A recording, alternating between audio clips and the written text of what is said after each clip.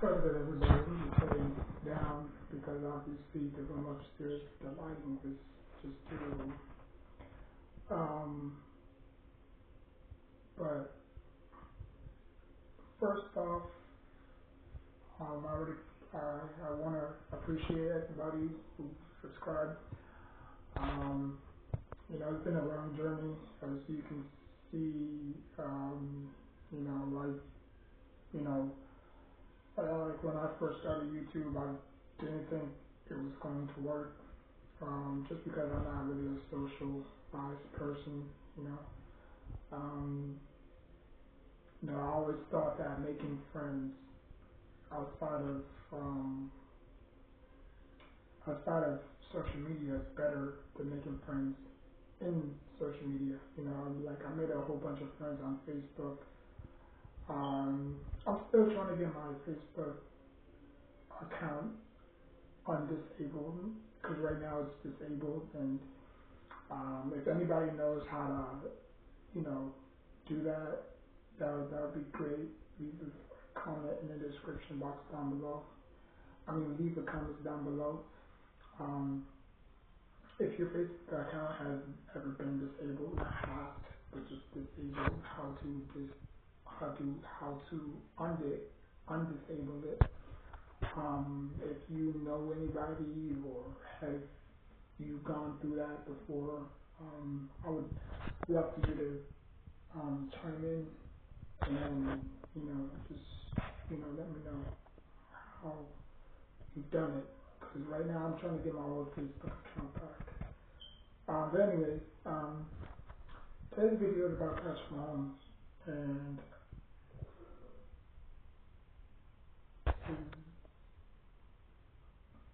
is NFL trying to replace Tom Brady with Patrick Mahomes.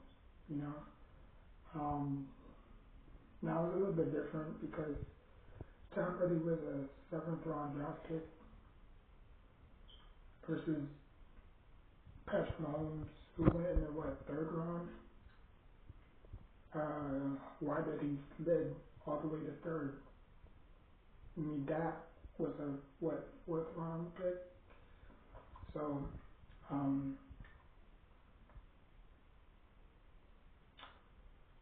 I just think that the NFL is trying to find their next poster boy.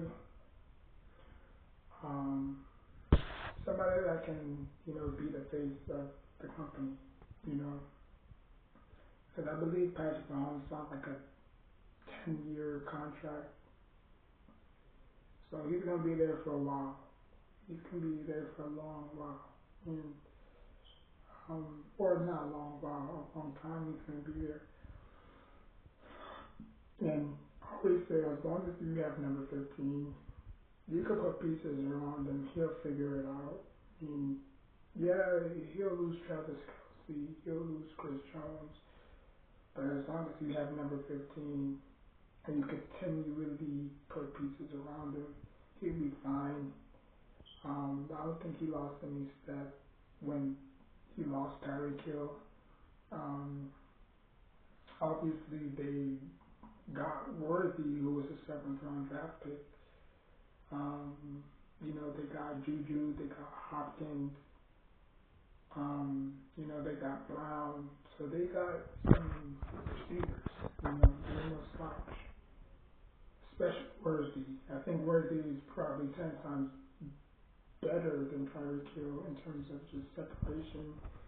He can catch the ball, they use him as a running back, they use him they use him all over the place, something that they never did with Hill. But I think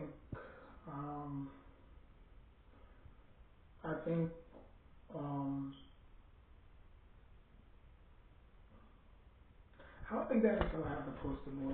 I really don't. I think they just care about putting, people in seats, and they just care about the money aspect of it. I don't think it's a face lead type stuff. And because if that was the case, Eli Manning was going to be the face of the league. He never was. Ben Roethlisberger was never the face of the league. I don't think nobody comes bigger than the NFL. You know, I think the NFL as a whole, like the NFL is bigger than you because they can find the next Tom Brady or the next such and such. You know, like it might take some time. You know what I'm saying? But the years and the work that they put in, you can't duplicate that. You know, like you're a rookie. They're 12 beat them with the game. You know what I'm saying? So, like, I don't, like as great as Patrick Mahomes is, I don't think he's that particular of a quarterback that will, you know, I think he still struggles with reading coverages. Um, and I still think that Tom Brady and Jalen Hurts are the hard way. You know, like I don't think he's there yet. I think he still struggles with reading coverages. I think sometimes he struggles to identify certain things. I think he just goes out there on the fly and just do whatever, you know, kind of like Lawrence Taylor, where, you know, now I'm not really comparing him to Lawrence Taylor, but just if you watch the My Life documentary on NFL, Taylor did not know what he was doing on the field most of the time because he was coked up. All he saw was ball, see ball, get ball. Like he didn't remember the plays. Like it was incredible because Bill Belichick never coached a guy. Usually he'll take a few, you know, a few plays for him to get it right. Lawrence Taylor took that it and ran. You know, like he was just different. You know, he didn't really need nobody to teach him anything. He just learned on the fly. You know, like he knew the coverages before the quarterback knew the coverages. Like what? But that was the difference between Lawrence Taylor and Patrick Mahomes in terms of just studying. I don't think he's a student of the game in that aspect. I think he just loves what he does. I don't think he really cares about the X's and O's like a Peyton Manning or Tom Brady or Drew Brees. I don't think he's that typically quarterback. You know what I'm saying? But yeah, I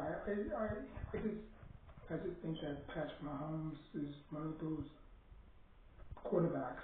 You know, so I don't really care, you know, to watch unless he gets my money, unless he wins me some of my money. But other than that, I don't really care. So let me know what y'all think. Patrick Mahomes is poster boy of the NFL. And on top of that, if you look at John Cena's career, that's why I call it the John Cena treatment because John Cena obviously debuted around 2003, came out, did that promo against Kurt Angle, and that was about it. You know, obviously he didn't lose the match, but if it wasn't for one Stephanie McMahon hearing him freestyle, we would have never hear of him again. You know, the WWE would probably release him due to budget cuts or whatever, and we would never heard of John Cena. But Stephanie McMahon took a chance on him, and he continued his, you know, persona of a rapping gimmick. You know, he goes out there and he spits freestyles and stuff like that. And he took that and obviously he turned it into, you know, salute John Cena. You know what I mean? Also loyalty, respect John Cena, you know? And obviously he won a lot of big matches. But you can't really compare John Cena's path to Tom Brady, you know? I mean, This is totally different. But I don't think the NFL has to post a child or post a boy, whatever. Because the NFL have lost so much quarterbacks around the 80s and 90s. They had to revamp. It's kind of like, the Attitude Era, like the WWE lost so many great wrestlers. They had to retool. But they had to recruit so much, quarterbacks that was coming out of the draft that we didn't even know. Like 2004, I didn't know who Peyton Manning was. Um, so that's what they're supposed to do. They retool. Each and every year you can see the same thing. Early 2000s, it was Eli, Peyton, Drew Brees, Tony Romo, Donovan McNabb. Now you see Patrick Mahomes, Josh Allen, Lamar Jackson, Joe Burrow. Sooner or later you're going to see Derek Ward, I said Derek Ward, Cam Ward and Shador Sanders for the next 10 years if they can stay healthy. So yeah, the NFL just loves to retool. They don't really have a face outside of the Shield. I think the Shield is their, face of the league. Because if you look at the NFL logo, Shield, it's the Shield and it has like 30 stars on it representing 30 teams, 32 teams. So yeah, so it's not like basketball where, and that's the same thing, basketball don't have to. Like when LeBron James, KD, they all retire, guess who's going to take over the league? Exactly. So it's a wheel that's going to keep on spinning and spinning and spinning and spinning and spinning. I think sports do a great job of evaluating talent overseas, evaluating talent in the draft. Like you're going to be hearing about a guy we've never heard of 5 years from now. Kind of like Wemby, he can shoot, he's very tall, he can shoot, he can rebound, he can do all this. 6'5" or 6'4", whatever. Watch. But anyways, man, let me know what y'all think. Like,